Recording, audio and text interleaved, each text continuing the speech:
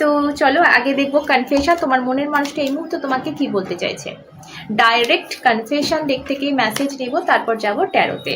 তো কানেক্ট করে দাও আমার এনার্জি আমার সাথে, আমার চ্যানেলের সাথে সাবস্ক্রাইব করে, কারণ আমি রিডিং করি আমার সাবস্ক্রাইবারদের জন্য। ওকে, চলো কানেক্ট করো এনার্জি তাড়াতাড়ি। যারা পার্সোনাল রিডিং নিতে চাইছো আমার কাছ থেকে, তারা আমাকে ইনস্টাগ্রামে যোগাযোগ করো, ডেসক্রিপশন বক্সে ইনস্টাগ্রাম আইডি দেওয়া আছে, ওখানে যোগাযোগ করো। ওকে, চলো মেসেজ করো ফলো করে।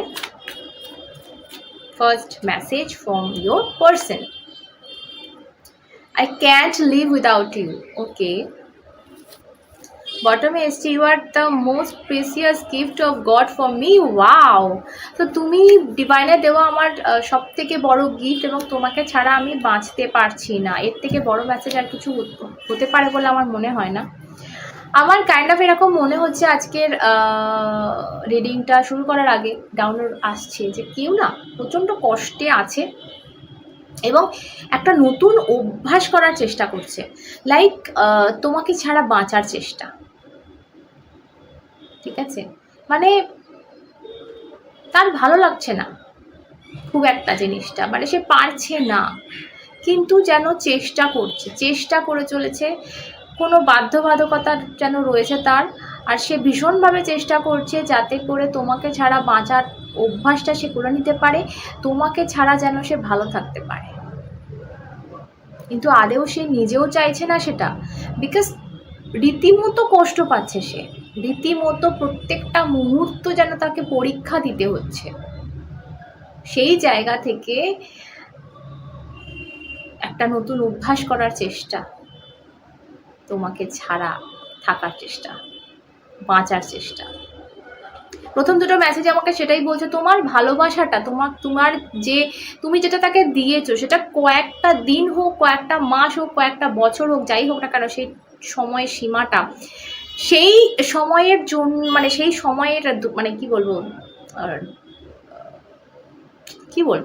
কি বলে, মানে সেই সময়টা আর কি তার কাছে প্রচুর মূল্যবান, এবং সে সেটাকে ভুলতে পারছে না, সে সেটাকে কিছুতেই মাথা থেকে বের করতে পারছে না। এবং এর আজকের যে কথাটা এ বললো, সেটা থেকেই মনে হচ্ছে যে তোমার এই ভালোবাসাটা যে তার জন্য কতটা ডিপ, তার জন্য কতটা মূল্যবান,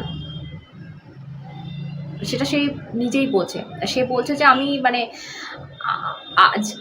আজ অব্দি জীবনে যা যা কিছু পেয়েছি আমি, না তোমার থেকে বড় গিফট আমি পাইনি ভগবানের তরফ থেকে, ডিভাইনের তরফ থেকে। তো তুমি আমার জীবনে পাওয়া সবচেয়ে বড় গিফট। ওকে, তো এটাই মেসেজ এখনকার জন্য তোমার মানুষটার। তো তোমার মানুষটার যদি মোটিভ জানতে চাও, এই মুহূর্তে সব থেকে বড় মোটিভ হচ্ছে এই মুহূর্তে তোমাকে ছাড়া বাঁচতে পারা, যেটা তার জন্য খুব কষ্টকর হয়ে উঠেছে। আর তোমাকে ছাড়া ও বাঁচতে পারছে না। প্রত্যেকটা মুহূর্ত এক একটা বছর লাগছে, মানে এক একটা মোমেন্ট এক একটা বছরের মতো ওর কাছে। তো দেখবো আর একটু। টু অফ সর্টস, দেখো প্রথম কার্ডই বেরোলো। কোথাও না কোথাও নিজের ইমোশনটা কন্ট্রোল করতে পারছে না। দেখো চন্দ্র আছে এখানে, ঠিক আছে। চন্দ্র হচ্ছে আমাদের ইমোশনকে কন্ট্রোল করে, আমাদের যত রকম মনের ইমোশন, চাঁদ মামা হচ্ছে আমাদের এই সমস্তটাকে কন্ট্রোল করে।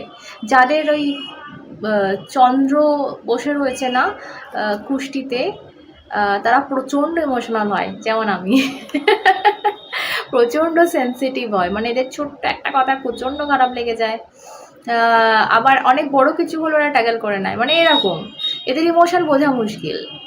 তো এরকম একটা পর্যায়ে তোমার পার্সন এই মুহূর্তে পড়ে আছে যে প্রচণ্ড টাইপের ইমোশনাল ডিসব্যালেন্স হচ্ছে। দেখো দুটো জায়গা কিন্তু ব্যালেন্স করার চেষ্টা করছে, মানে ওর নিজের ইমোশনাল যে এরিয়া, সেই জায়গায় ওর ডিসব্যালেন্স হয়ে যাচ্ছে। মানে ওর একটা স্ট্রং ডিসিশন কিছু আছে যে ভাই আমি এইটা করতে চাইছি, আমার এইটা মোটিভ, আমি এইটা চাইছি লাইফে, কি সেটা তোমাকে ছাড়া বাঁচা। কারণ তোমাকেও ব্লক করছে, তোমার সাথে ঝগড়া করছে, কোনো একটা ওর বাধ্যবাধকতা আছে, কোনো একটা ওর। এক সেকেন্ড,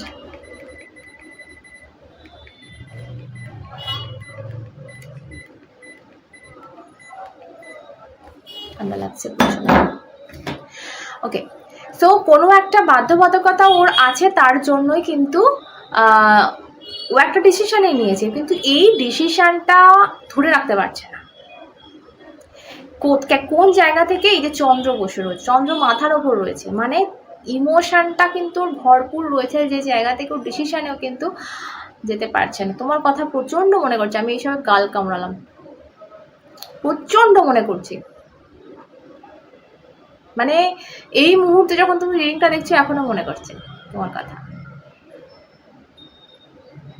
ওকে, যাবো সেকেন্ড কার্ডে, আর কি আসছে দেখি।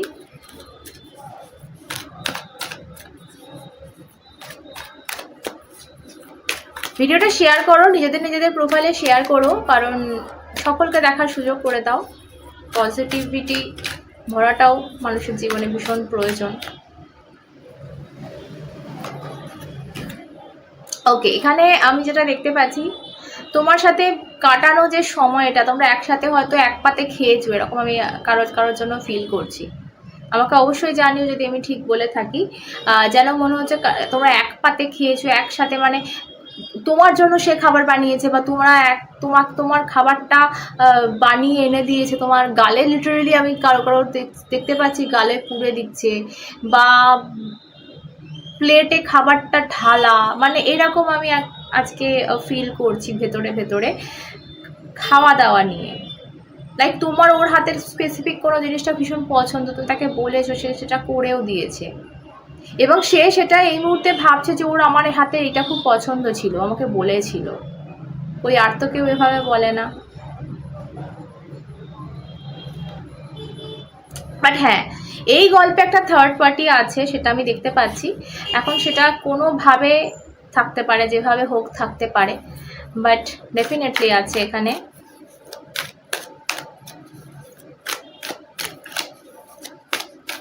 ওকে,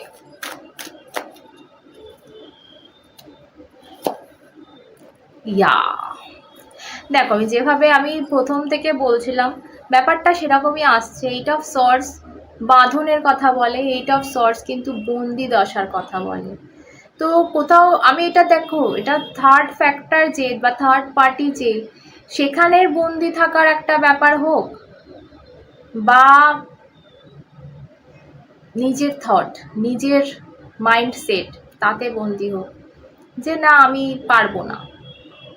অনেকে কি থাকে না, খুব কন্ডিশন খারাপ, খুব সিচুয়েশান খুবই বাজে, সেইখানেও কিন্তু যে হ্যাঁ চলো করে নেব, আমরা এক থাকবো, যাই হয়ে যাক, এই যে ব্যাপারটা, এটা ওর মধ্যে নেই, এই জিনিসটার অভাব।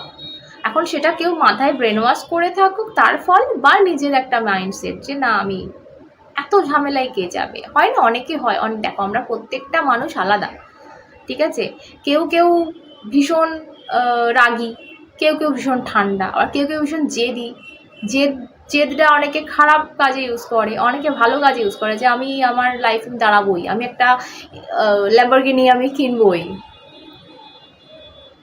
তো তাদের এই জেদটা কিন্তু কমপ্লিট হয়, যারা এইভাবে জেদ করে নেয়। কিন্তু অনেকে ভাবে যে ঠিক আছে আমাদের চলে যাবে, যা একটু আধটু ডাল ভাত হলেই আমাদের হয়ে যাবে, তো হয়ে যায় তাদের। সো প্রত্যেকটা মানুষ কিন্তু আমরা আলাদা। তো এইভাবে আমি এই মানুষটার মধ্যে না সেই উদ্যমটা দেখতে পাচ্ছি না, যে যাই সিচুয়েশন থাকুক না কারণ আমরা ঠিক করে নেব। ওর ভালোবাসা আছে, ও তোমাকে ছাড়া থাকতে পারছে না, অভ্যেস করছে রীতিমতো, তোমাকে ছাড়া বাঁচবার অভ্যেস করছে রীতিমতো, তোমাকে ছাড়া বাঁচবার চেষ্টা করছে, প্র্যাকটিস করছে, যেটা পারছে না, যেটা সম্ভব হচ্ছে না। মানে সে সাইকেল শিখতে গিয়ে পড়ে যায় না, সেরকম একটা ব্যাপার, যে আমি না এটা আমাকে করতে হবে।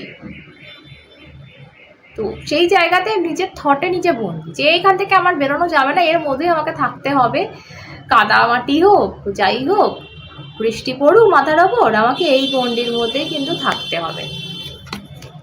এবার যদি থার্ড পার্টির যাদের দেখো, অনেকে দেখছো তো, আমি বলবো না লিটারেলি যে থার্ড পার্টি মানে কোনো প্রেমিকা বা হাজব্যান্ড ওয়াইফই আছে, বাট কারো তো থাকতে পারে।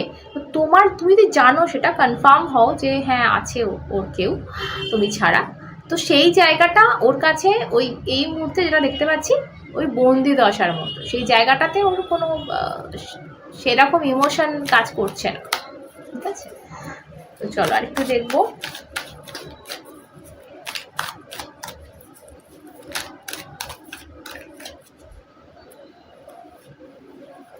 ওকে,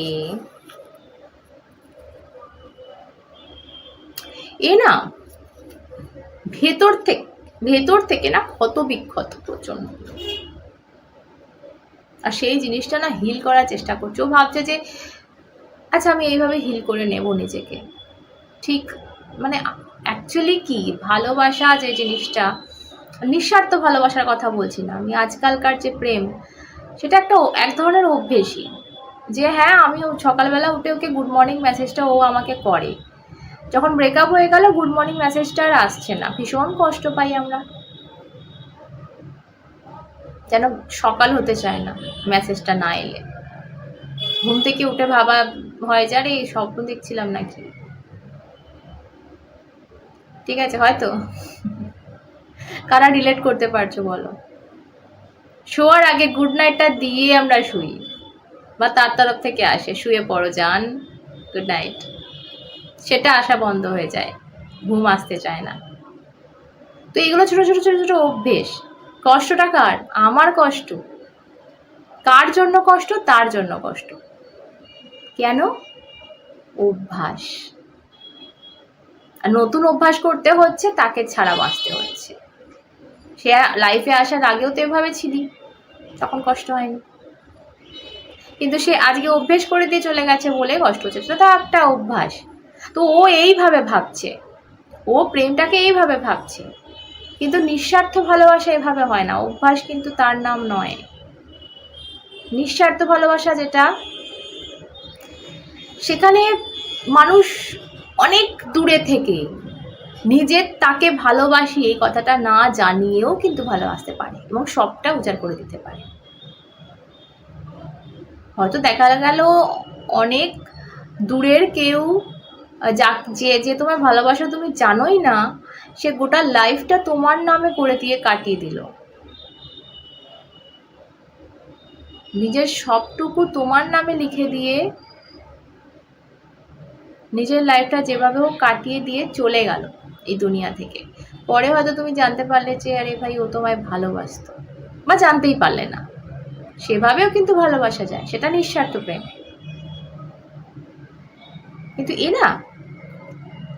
এর ধারণাটা এরকম হয়ে গেছে, মাইন্ডসেটটা এরকম হয়ে গেছে যে ভালোবাসাটা একটা অভ্যেস, আর অভ্যেসটা চেঞ্জ করলে আমি ভুলে যাব, আমি ওকে ছাড়া বাঁচতে পারবো। ভালো কিন্তু বাসে, তো ধারণাগুলোকে ঠিক মতো বাঁচতে দিচ্ছে না। তো স্টার কার্ড হচ্ছে হিলিংয়ের কার্ড। স্টার হচ্ছে আমাদের হিল করে। তো এই কার্ডটা বেরোনো মানে ও মনে মনে কিন্তু এটা ভাবছে যে আমার ক্ষতগুলো কিন্তু ভরাটের দরকার, আমার ক্ষতগুলো কিন্তু হিল হওয়া দরকার। ও যে নিজের ভেতর থেকে ক্ষত বিক্ষত সেটা কিন্তু ভীষণ ভালোভাবে বুঝতে পারছে। ঠিক আছে, এবং কোথাও আমি একটা জিনিস বলবো তোমাদের রিডিংয়ে, যে এ অভ্যেস করছে তো ঠিক আছে, অভ্যেস করছে খুব ভালো কথা, আমি তোমাকে ছাড়া বাঁচবো, দেখিয়ে দেবো আমি তোমাকে ছাড়া নিশ্চয়ই বাঁচতে পারবো, আমি যেটা মুখে বলেছি আমি তোমার পরোয়া করি না, আমি ঠিক সেভাবেই বাঁচবো, তোমার পরোয়া সত্যি করি না, সেটা দেখিয়ে দেবো। আসলে তো করে। কিন্তু এই যে স্টার কার্ডটা এলো, আমার যেটা মনে হচ্ছে ভেতরে না নিজেরও একটা চাপা, আমাদের না অবচেতন মনে অনেক সময় অনেক রকম ভাবনা আসে, যেগুলো না আমরা নিজেরাই বুঝতে পারি না যে আমরা এটা চাই। পরে বুঝতে পারি, অন্যভাবে বুঝতে পারি।